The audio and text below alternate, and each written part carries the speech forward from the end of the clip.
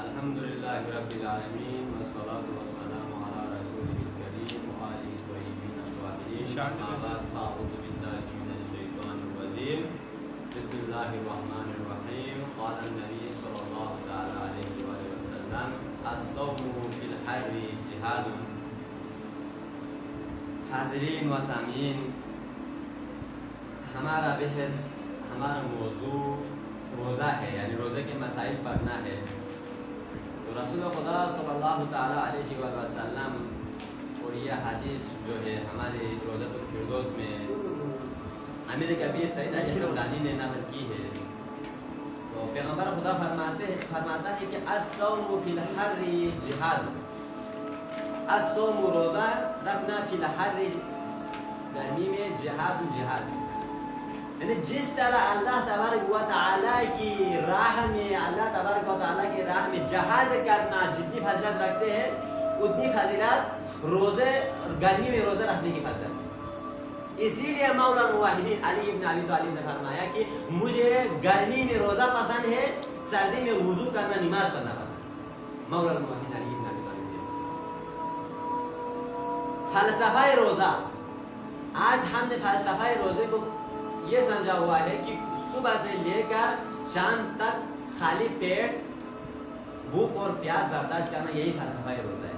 نہ، یہ نہیں ہے، بلکہ فلسفہ روزہ یہ ہے کہ آپ رمضان سے پہلے، رمضان کے مہینے سے پہلے جو آپ گناہ کر رہے تھے ان گناہوں سے آپ نے کیا کرنا ہے؟ بچ کے رہنا ہے. مثلا کوئی رمضان سے پہلے بے نمازی تھا تو رمضان میں اس کو نمازی بنانا ہے، رمضان اس کو نمازی بنائے گا.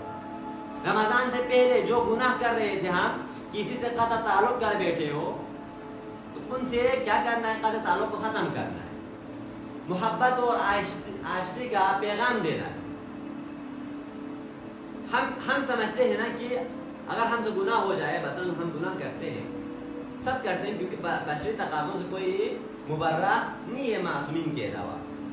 تو ہم سمجھتے ہیں کہ میں نے یہ گناہ کیا ہے، لہٰذا اللہ تبارک و تعالیٰ میرے گناہ توبہ قبول نہیں کرے گا. ہم یہ سمجھتے ہیں یار میں بندہ، ہم کہتے ہیں نا معاشرے میں، یار میرے لیے دعا کرو. یار میں بندہ گناہ گار، کیا دعا کر سکتے، میری دعا کون قبول کرے گا؟ ہاں، میں مسجد میں کیسے جاؤں یار، میں مجلسوں میں محفلوں میں کیسے جاؤں، میں اس طرح کے گناہ میں کرتا ہوں، یہ سمجھتے ہیں. تو ہمارے امام علی رضا علیہ السلام ایک دفعہ کسی گلی سے گزر رہے تھے. تو امام علیہ السلام نے اپنے ایک محب جو کہ شرابی تھا اس کو دیکھا، اور محب نے امام کو دیکھا، اور ہاتھ میں ایک بوتل پکڑا ہوا تھا شراب کا. تو جو ہی امام نے اس کو دیکھا، اس نے امام کو دیکھا، تو اس نے کیا کیا؟ یوں کر کے امام کی طرف سے پیٹ یوں کی. صحیح ہے. تو امام نے پیچھے سے پیٹ پر ہاتھ رکھا اور فرمایا: اے میرے محب، تم نے مجھ سے پیٹ کیوں پھیرا ہے؟ تو امام علیہ السلام کی جب امام نے یہ فرمایا تو اس نے عرض کی: یا امام، میں نے آپ کو نہیں دیکھا. اس نے جھوٹ بولا، میں نے آپ کو نہیں دیکھا، حالانکہ اس نے دیکھا تھا امام کو. امام نے فرمایا: یہ تمہارے ہاتھ میں یہ بوتل میں کیا ہے، یہ برتن میں کیا ہے؟ تو اس نے عرض کی: یا امام، ہاں تو شراب تھا، لیکن اس نے کہا: یا امام، میری اس بوتل میں، میری اس برتن میں دودھ ہے. تو امام نے فرمایا: چلو دودھ ہے تو مجھے بھی تھوڑا سا پلاؤ.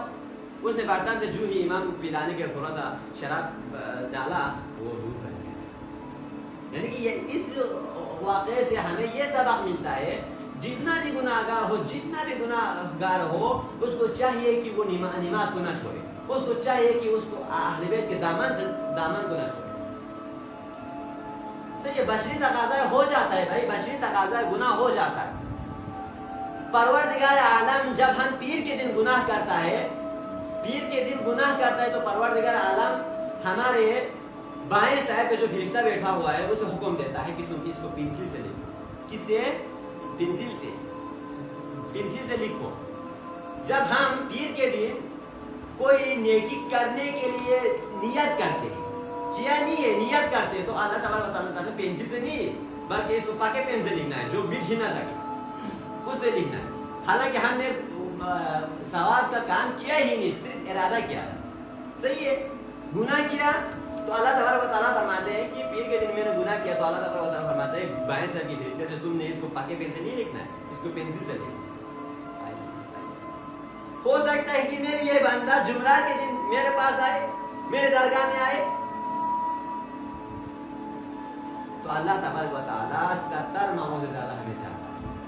ہمارے لیے ضروری ہے، روزے کی فلسفہ یہ ہے کہ رمضان سے پہلے ہم جن حالاتوں میں تھا اس پوزیشن سے آپ نے کیا کرنا ہے، نکلنا ہے، آپ نے اپنے آپ کو اپنے اندر ایک چینجنگ لانا ہے، صحیح ہے۔ رمضان میں مثال کے طور پر میں اپنے ماں کو، آج کل بہت افسوس کی بات ہے نا جناب شاہد بھائی، بہت افسوس کی بات ہے، ماں اور باپ بچے کو پیدا کرتا ہے، ماں چولہے کی تپش سے ماں برداشت کرتا ہے چولہے کی تپش کو، باپ سورج کی تپش کو برداشت کرتا ہے، اور بچے کو جو ہے کسی بھی قسم کی تکلیف مشقت جو اس نے اپنے زندگی میں سہا ہے ماں اور باپ نے، اس کو بچے کو سہنے نہیں دیتا، برداشت کرنے نہیں دیتا بچے کو۔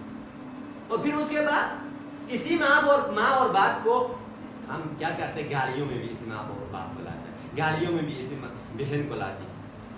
افسوس کی بات ہے نا۔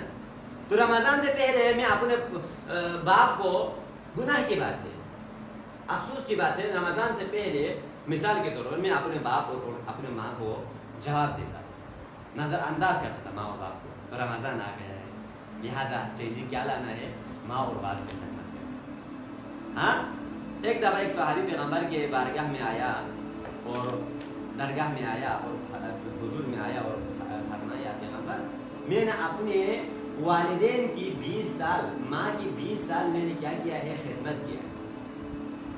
چونکہ ماں اس نہج پر پہنچا تھا کہ ماں جو ہے اٹھ نہیں سکتا، بیٹھ نہیں سکتا، وہ صحابی کیا کرتا تھا، کھانا چبانے کے بعد ماں کو کھلاتا، کھانا چباتے تھے، چبانے کے بعد ماں کو کھلاتے، بیت الخلا میں بھی ماں کو خود لے کے جاتا۔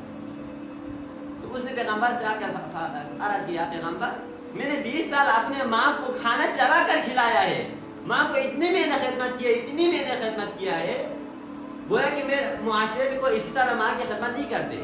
تو پیغمبر نے فرمایا، کیا میں نے ماں کے حق ادا کیا؟ اس آدمی اس صحابہ نے یہ کہا۔ تو پیغمبر خدا صلی اللہ تعالی علیہ وآلہ وسلم نے فرمایا، نا تم نے اس دن کا بھی تم نے حق ادا نہیں کیا جس دن تو نے بستر پر گندگی پیشاب بستر پر کیا تھا۔ تو ماں کا مقام یہاں سے تھا، مشاہد پر یہاں سے ماں کا مقام سمجھ میں آتا ہے، خود گیلی پر سو جاتا ہے، ہمیں سوکھے پر سلا دیتا ہے، خود رات بھر نہیں سوتا، ہمیں سوکھے پر سلا دیتا ہے۔ رات کو ہم کتنی دفعہ ماں کو اٹھاتی ہے، اٹھانے کے بعد ماں پھر سے ہمارے بستی میں یو یو یو یو کہہ کر وہ لوری سناتی ہے نا، تو لوری سنا کر ہمیں سلا دیتی ہے، ہمیں نیند آ جاتا ہے، لیکن ماں جو ہے رات بھر ماں بے سو، نیند نہیں آتی۔ پیغمبر نے کیا فرمایا، جب میں عشاء کی نماز کے لیے کھڑا ہو جاؤں، میری ماں زندہ اور میں عشاء کی نماز کے لیے کھڑا ہوتا ہوں اور میری ماں مجھے بلاتی ہے محمد، تو میں کیا کرتا، عشاء کی نماز کو یعنی کہ نماز کو میں توڑ کر اپنے ماں کی خدمت میں کرتا۔ تو یہ ماں کی شرف، باپ کی شرف۔ رمضان سے پہلے میں اپنے باپ کے سامنے بدتمیزی کرتے تھے، باپ کو بدتمیزی سے کے نظر سے دیکھتے تھے، بہن کو مارتی تھی، ہاں یہ سب گناہ کرتے تھے۔ تو رمضان آنے سے کیا کرنا ہے، ہمیں ان سے نکلنا ہے، اپنے اندر چینجنگ لانا ہے، اپنے گھر کے نظام میں چینجنگ لانا ہے۔ تو یہ ہے فلسفہ روزہ۔ یہ تو اسی روزے کے مسائل کو پڑھتے ہوئے ہم مسنون روزے پر پہنچے۔ شاہ سید علیہ رحمہ امام نوربخش فرماتا ہے کہ ولا یجب، واجب نہیں ہوتا، صوم المستحب، مسنون روزے، مستحب روزے بھی شروع کرنے کے بعد واجب نہیں ہوتا۔ وَيَكْرَهُ، اور مکروہ ہے، افطار و روزہ توڑنا فیہ بعد الزوال بغیر سبب، کسی سبب کے بغیر زوال کے بعد مسنون روزہ توڑنا کیا ہے جناب امجد صاحب، مکروہ ہے۔ یعنی کہ میں نے مسنون روزہ رکھا، ایک سنت روزہ رکھنے کے بعد میں نے نیت کی اور سحری کھایا، نیت کی، میں روزہ رکھنے کے لیے بیٹھ گیا، صحیح ہے۔ تو نیت کرنے کے بعد مجھے رمضان معصوم روزہ میرے اوپر تو واجب تو نہیں ہوگا نا, معصوم روزہ معصوم ہوگا نا, واجب تو نہیں ہے نا. یہ فرماتے ہیں شاہ صاحب. دوسرا فرماتے ہیں کہ معصوم روزہ زوال کے بعد, سنتی روزہ زوال کے بعد بغیر کسی سبب کے توڑنا کیا ہے, گناہ ہے. سبب کی وجہ سے توڑے گا, عذر کی وجہ سے توڑے تو کوئی مسئلہ نہیں ہے. اگر عذر کے بغیر, سبب کے بغیر توڑے گا تو کیا ہے, مکروہ ہے. ولو, اور اگر نہ بھی روزے رکھنے والے کو دعوی یا دعوت دیا جائے الى الطعامی, کھانا کھانے کی. آپ نفل کے روزہ رکھا ہوا تھا, میں نے آپ میرے گھر میں دعوت کیا, تو کیا ہے, افطار کرنا آپ کے روزہ توڑنا افضل ہے. آپ نفل روزہ رکھے ہوئے تھے, میں نے اپنے گھر میں آپ کو بلایا, آج شاید ہمارے گھر میں تشریف لائے, آپ کے لیے دعوت کی, حالانکہ آپ نفل روزہ رکھا ہوا تھا, تو آپ نے کیا کرنا, روزہ توڑنا آپ کے لیے بہتر ہے. فالمسافر والمریض, مسافر والمریض اور مریض, المطیقانی, مطیقانی یعنی یہاں پر تثنیہ کا صیغہ آیا ہے. المطیقانی یعنی کہ مسافر اور مریض طاقت رکھتے ہو للصوم, روزہ رکھنے کا, اذا جب افطر توڑا فی سفر, سفر میں, والمرض, مرض میں, تو فعلیہما, سفر میں بھی اس نے روزہ توڑا, مریض کے حالت میں بھی اس نے روزہ توڑا. حالانکہ وہ روزہ رکھ سکتے تھے, طاقت تھا اس کے جسم میں, سفر میں اس کو تکلیف نہیں تھا, بیماری میں اس کو تکلیف نہیں تھا, پھر بھی اس نے روزہ نہیں رکھا, کھا لیا, توڑ دیا روزہ. تو شاید فرماتے ہیں فعلیہما, ان دونوں پر. کن دونوں پر, سفر میں جو جا رہے تھے اور مریض تھا جو بستر تھا, ان دونوں پر واجب ہے قضا رکھنا. وَلِكُلِّ يَوْمٍ يَقْضِيَانِهِ يَسْتَحِقُّ لِكُلِّ مِنْهُمَا فِدْيَةٌ بِمُدٍّ مِنَ الطَّعَامِ الْمِسْكِينِ. اس نے وہ سفر میں روزہ رکھ سکتا تھا, یعنی بعض آدمی ایسے ہوتے ہیں جن کو سفر میں مزہ آتا ہے, یعنی کہ وہ کہتے ہیں کہ ہمیں سفر میں انٹرٹینمنٹ ہوتا ہے, ہمارے لیے کچھ نہیں ہوتا, الٹے وغیرہ نہیں ہوتا ہے, تکلیف نہیں ہوتا ہے, تو وہ تو روزہ رکھ سکتے تھے نا, لیکن اس نے روزہ نہیں رکھا. بعض ایسے بیماریاں آ جاتی ہیں جس کی بیماری کے ہوتے ہوئے بھی روزہ رکھ سکتے ہیں, طاقت ہے آپ کی جسم میں, لیکن آپ نے روزہ نہیں رکھا. تو ان دونوں آدمی پر قضا واجب ہے. قضا واجب ہونے کے ساتھ ساتھ ہر دن ہر قضا کے بدلے میں ایک مد کھانا کھلانا بھی مسلم کو کیا ہے, مستحب, واجب نہیں ہے, وہ مستحب. اگر سفر میں مشقت ہوگا, سفر میں تکلیف ہوتا ہے اس کو, اور بیماری کے حالت میں بھی وہ روزہ رکھنے کی طاقت نہیں رکھتا ہے, تو ان دونوں سے یہ دونوں مسائل کیا ہے, مستثنا ہے. قضا اس کے اوپر واجب ہے, لیکن فدیہ مستحب بھی نہیں ہے اس کے اوپر, صحیح ہے. وَيَكْرَهُ مَكْرُوهَ لِلصَّائِمِ وِصَالُ بَيْنَ يَوْمٍ, یعنی کہ غور سے سنیں, 2 دن مسلسل افطار کیے بغیر روزہ رکھنا بھی مکروہ ہے, 2 دن مسلسل سحری کیے بغیر روزہ رکھنا بھی کیا ہے, مکروہ ہے, کیونکہ روزہ سحری کھانا کیا ہے, سنت ہے. اب یہاں پر آتے ہیں والا یجوز التسحر, سحری کرنا جائز نہیں ہے. آپ یہاں پر غور سے سنو, سحری کرنا جائز نہیں ہے. کن شخص کے لیے, وہ اس شخص کے لیے شک کو, جو شک میں پڑ جائے, پھر طلوع صبح طلوع ہونے کے شک میں پڑ جائے اور اس کو سحری کرنا جائز نہیں ہے. یعنی کہ آذان ہو گیا, وہ شک میں پڑ گیا, ہاں طلوع صبح ہو گیا, آذان ہے تو طلوع صبح ہو گیا نا.